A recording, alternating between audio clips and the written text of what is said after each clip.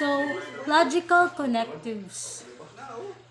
Mathematical statements may be joined by logical connectives, which are used to combine simple propositions to form compound sentence. These connectives are conjunctions, disjunctions, implication, biconditional, and negation. The truth value of propositions is presented in a truth table.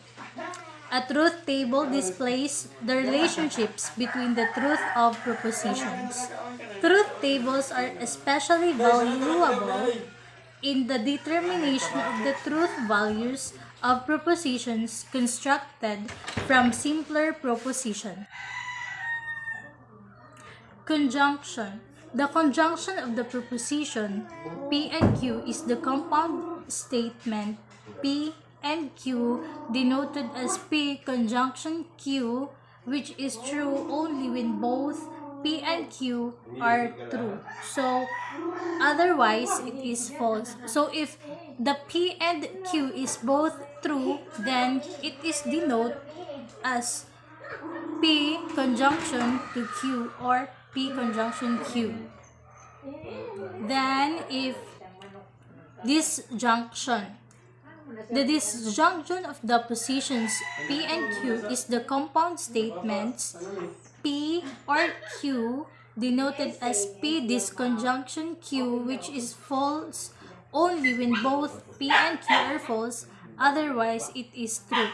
So if the both are false, then it is disjunction. Or otherwise, if it is or the both is true, then it is conjunction. Negation. The negation of the statement is denoted by this symbol, which means not. So, the truth table of negation. The truth value of the negation is always the reverse of the truth value of the original statement. Like for example, P is the reverse of not P, and truth is the reverse of false, and false is the reverse of truth. So, negation is always the reverse of the original statement. Implication. The implication of the proposition P and Q is the compound statement if P then Q, which is false only when P is true and Q is false. So here is a truth table for implication. So P and Q, if P then Q. So truth then truth, so it is truth. Then truth and false, so it is false. False and truth, so it is true. False and false, so it is true. So it is, which is also only when P is true and Q is false. So if P is true and Q is false, so it is false because P is true, Q is false. So if that is the case, that is what we call implication.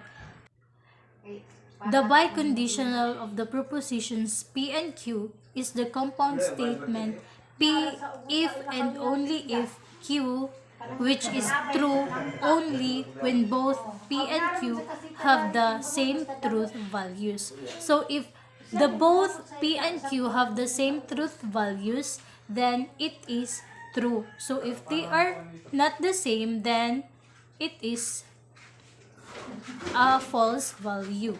So that is biconditional.